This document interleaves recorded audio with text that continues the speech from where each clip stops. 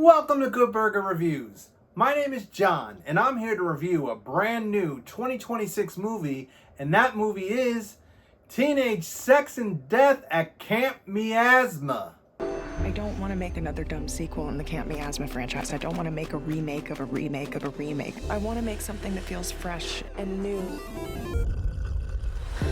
She's amazing. Yeah. She's clearly the same person from Miasma 1, the final girl, but she's so much more. This movie was released in August of 2026. It is directed by Jane Schubrun.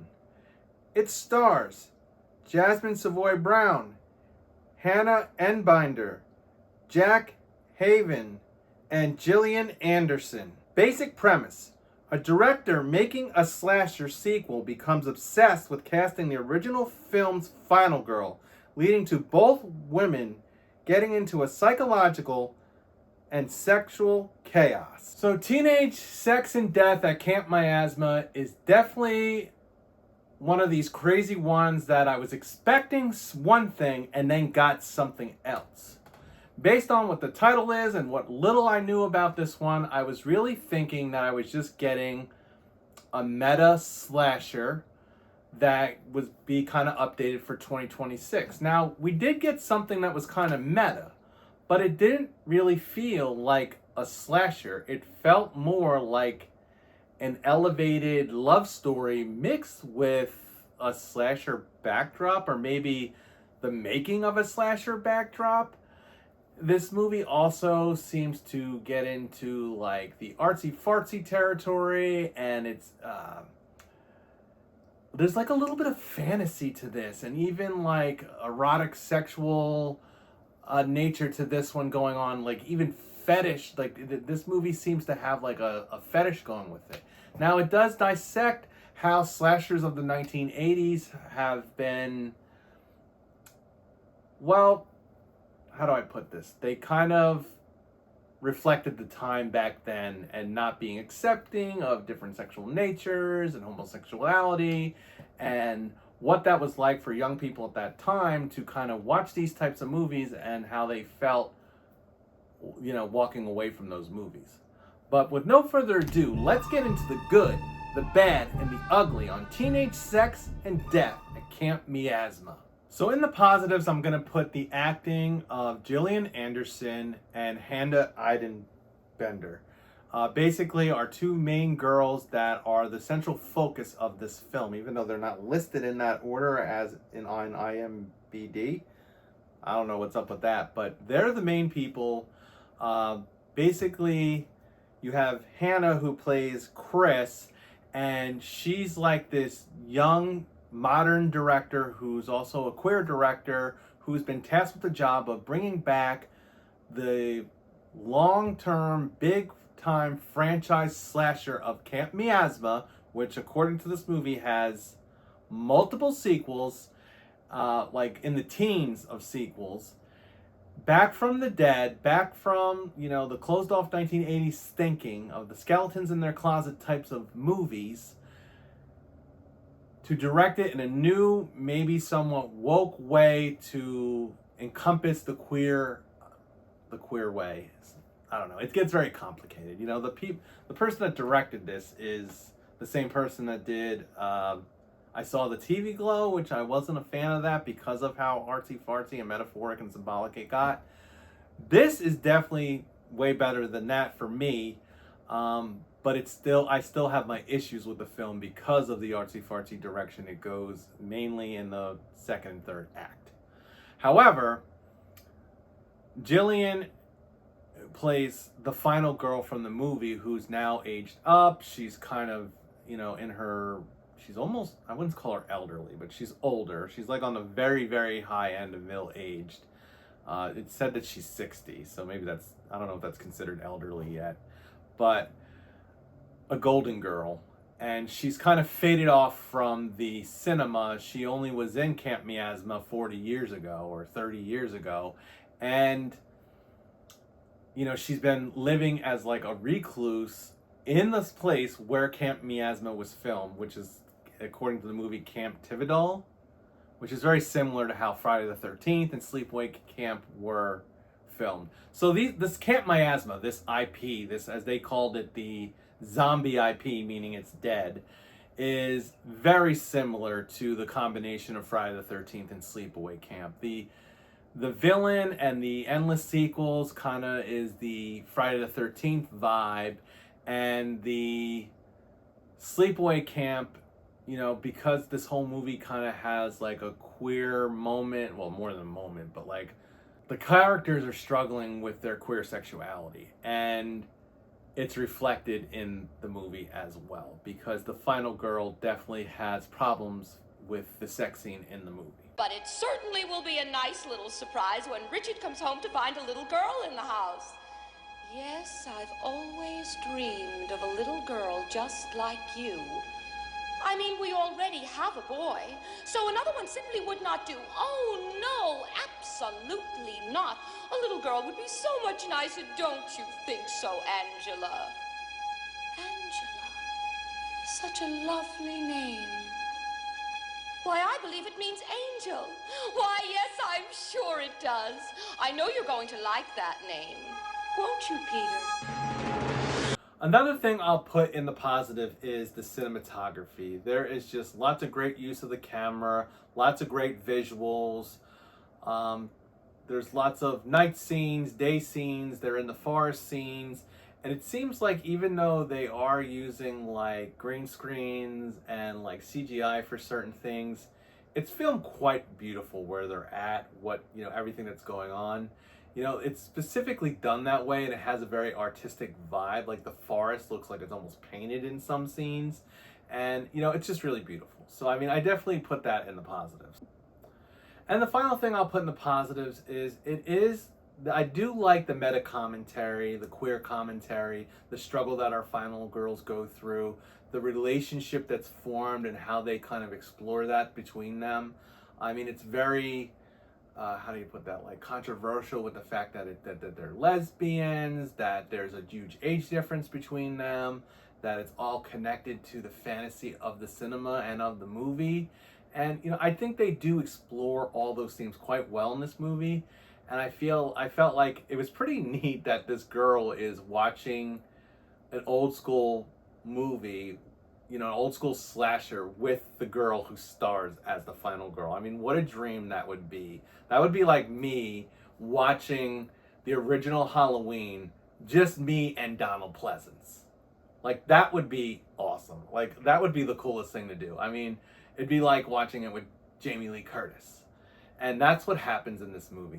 There is a part in the movie where they sit down and they watch the original Camp Miasma. She's amazing. Yeah. She's clearly the same person from Miasma 1, the final girl, but she's so much more.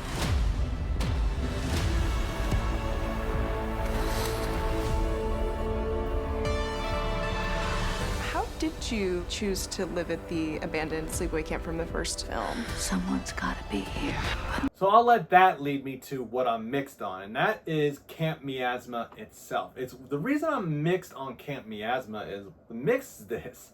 Like, for part of this movie, I felt like I wanted to watch the Camp Miasma franchise and kind of, I was getting a little overwhelmed or, you know, lost in the story of what was going on when it started to become more about the relationship and less about the movie and more about a fetish and less about the slasher.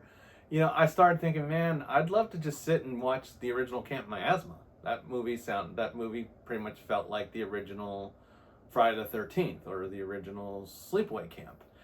And, you know, they did a good job with like creating this zombie IP with all these movies, and they have all these entries that kind of point at entries from multiple slashers from the 80s and 90s and early 2000s.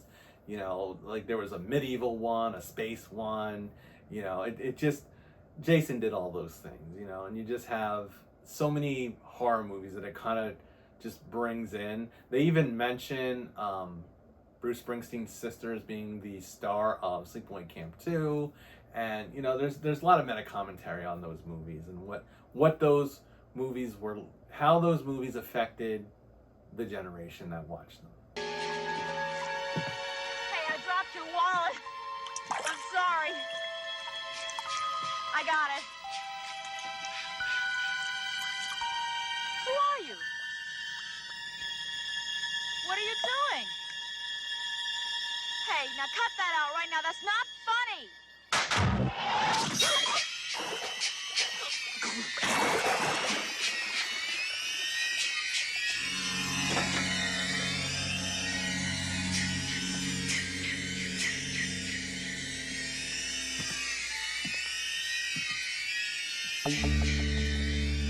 And I guess the second thing I'll put in the mix is because of that is just like, I felt like the marketing in this movie, and I did avoid a lot of the marketing, so I can't 100% blame it. Had I probably watched the complete trailer, I would have gotten a better idea of what I was in for. Or maybe had I known that this was by the same director that I saw the TV glow, I would have expected it. But I really was expecting just a modern slasher. There was a great slasher that I just watched on streaming called Big Baby. It was meta, it was fresh, it was, but it wasn't super original. It was just a great basic slasher. And that's kind of what I was hoping this movie was going to be. A Camp Miasma, a Friday the 13th. And the fact that, we get like a quarter way or a third of the way through the movie and I'm like, when is this going to start being a slasher? Because the opening tricks you as well, because there's it shows them filming Camp Miasma and there's a couple bloody scenes and it was just kind of what was like. You see this vent head, the character that's in the movie is called Vent Head, and got this box head serial killer who in some of the shots is he's breathing heavy like Michael Myers, but he's got a backstory like Jason Voorhees. And I thought, all right, here we go. We're going to get a slasher within a slasher, kind of like Scream 3, where they were filming a slasher and then they were getting slashed up at the same time. Me! I did not fuck that pig Milton to get a leading role just to die here with second-rate celebrities like you two!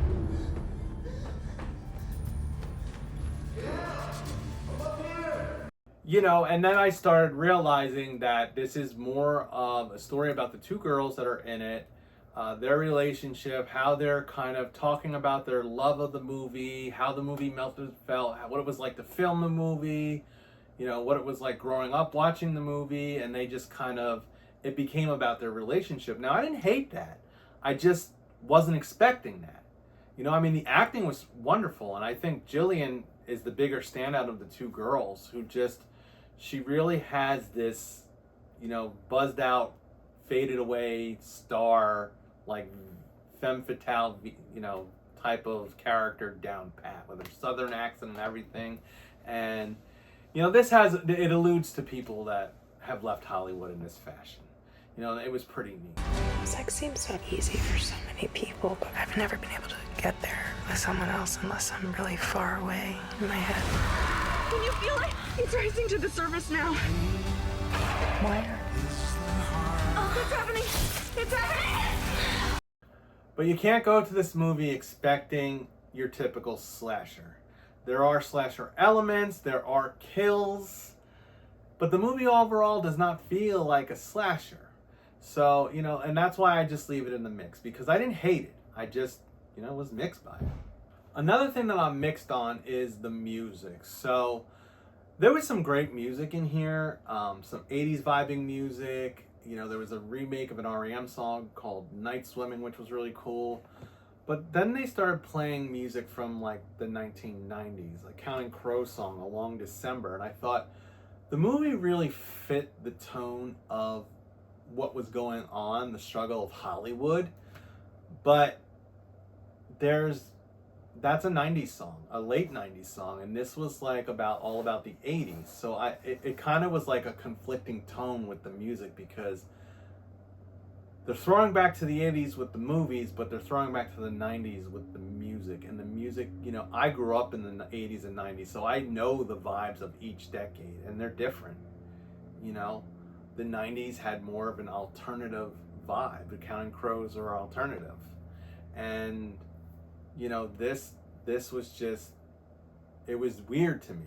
So what are the negatives? Let's bring that to the negatives. So the negative is this, is because of all that, because of that mix, this, I was jiving with the story. I was enjoying what was going on. I was, captivated by the characters, but then it started to get too artsy fartsy for me, and then too fantastical. Like when it seems like the slasher villain is a part of this world that they're in, where like somehow he's coming to them, and I don't want to spoil it, but like the kills become like fantastical, like it's almost fake, like imaginative or dreamy, or like, or you're not even positive, are these people really dying, and what really happens, because, and I'll kind of have to elaborate on in spoilers, because there are some deaths.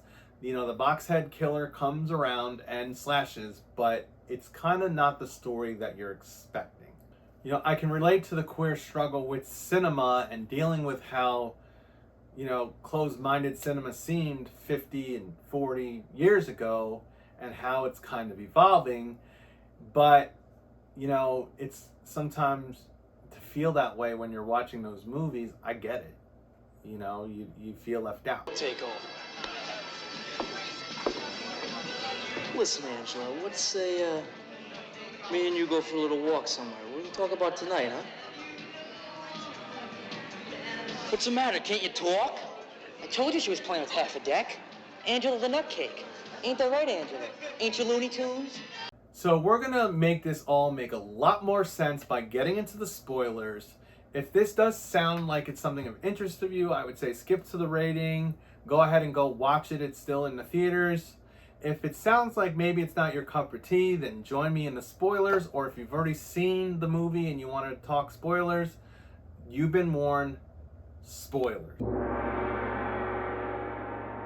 So this movie opens up with our young director Chris talking to her girlfriend, which her girlfriend, I guess that's Jasmine Savoy Brown. I thought she was the girl in Scream 5, 6, and 7.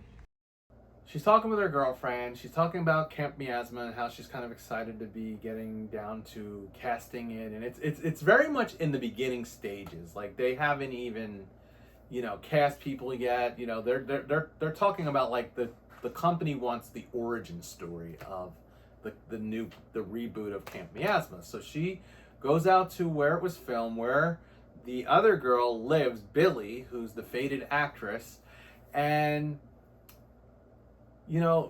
it's kind of, the way the movie unravels is kind of like unraveling like the backdrop of like a spooky movie or like a serial killer movie, like these movies.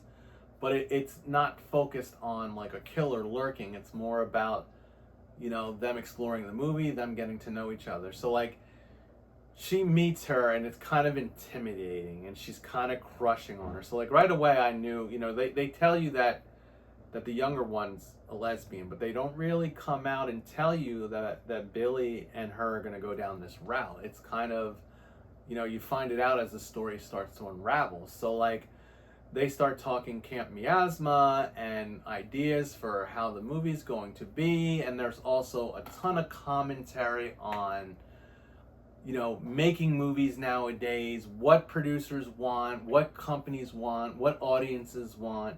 And I thought that commentary was pretty accurate and pretty neat, the way it kind of, and the way they kind of bicker about it, because she's kind of like, oh yeah, shut up about all this new stuff, because she's old school. Chris is a fan. She's a fan of the movie, and she's just really excited to be doing this. She's in awe of the entire campground. Now it was weird because sometimes I felt like it was giving me a Misery vibe because it was snowing. And she gets like, her car kind of gets stuck, and she goes to this place where she meets Billy, and Billy's like got this giant order of Kentucky Fried Chicken, which was just comical. So there is like a comical edge, a twist to this movie. Like the dynamic, the relationship that they're having, the little banter that they're having can be very comical with the way they kind of interact. And they start watching Camp Miasma, which I thought that was a fun part. But then the whole thing about Camp Miasma is Billy was kind of scarred from filming the sexual scene the way it is, and she kind of has this like story where she's like, you know, I see it from like the outside. Like when I was filming it, like I felt like I was watching it from the killer's perspective, and it just seemed like, you know, it kind of ruined her or kind of messed her up. Like it kind of scarred her like it was her first sexual experience, which I was a little bit confused on that, because I thought, well, wouldn't this just be a film and that wasn't like they were really having sex, but they would just make it look like they were? But the killer comes in and kind of stabs them, and that's kind of like the climactic scene of the whole thing. And, you know, Billy is scarred by it, but like, so is Chris. She's like, she can like feel it. She's just vibing with it when she watches the scene, and she just feels that it's like a representation of their sexual struggles. But it's also like, there's a lot of fetish going on. Like there's this whole thing with dipping sauces, and it's just very, some of the things are very sexual in nature. She's a real carpenter's dream. The light is a board and needs a screw. That's enough! Fuck off! And then, you know, Chris sleeps over, but they don't share a room. And then the next morning she has to go like to kind of report back to the company, and she gets on the Zoom call. And I thought the Zoom call was kind of funny, because like they want to know, what do you have done so far? And she's kind of excited to tell her version of where she thinks Camp Miasma is going, but they're not getting it. You know, they want what typical companies want, which is legacy, reboot, nostalgia, you know, action, bring back all the old school memories so that you can get as many seats in the chair type of topic. But this director is trying to bring a new creative story, and she kind of reminded me of, you know, someone like what Kari Barker must have dealt with as he brought Obsession to life. You know, she wants to make a passion project, and they just don't get it. They're like, as the Zoom call's ending, it's like, yeah, we're gonna have our little circle jerk and we'll get back to you. You know, it's kind of like, yeah, you basically blew it. And it seems like they never really elaborate on what happens, because then the movie starts to go down this fantastical route. So like, the fantastical route is this, like, there's this, she tells this whole thing about like the killer, Venthead, is at the bottom of the lake and he's making a movie, and like a VCR tape pops out, and like he then comes like to this reality and starts slashing all of them. And this is the part that was kind of like artsy fartsy, because I'm like, is this really happening? Because like, he literally kind of comes to them while they are having a moment of passion. So like Chris and Billy, they end up, you know, becoming romantic, and it becomes sexual, but there's like frustration with the sex, because Chris never really knew what she wanted, and Billy's not really sure what to give her, so it kind of ends awkwardly. But then the Venthead comes and stabs them, like in the way it happened in the movie, and it gets really bloody and gruesome. But then like they wake up from it. So like, this is like where I needed clarification. I still haven't really gotten it, but you know, it seems like the movie ends with the fact that this Venthead is making the newest movie, the reboot.